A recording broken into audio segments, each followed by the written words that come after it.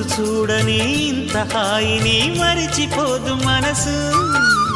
ఒదిగి ఉండి నీ వాకిటిలో బదులు కోరి నే నిలుచున్నా. దారి తెలియని చీకటిలో వెలుగు చూసి కాదంటానా. ఊరించి ఇది ఏ మాసం? ప్రేమించే ప్రతి గుండెను అందెల సందడి చేసే హేమంతం ఇది. మన సొంతం అయినది. కిలకిల నవ్వే కోయిల కోసం వచ్చింది మధుమాసం.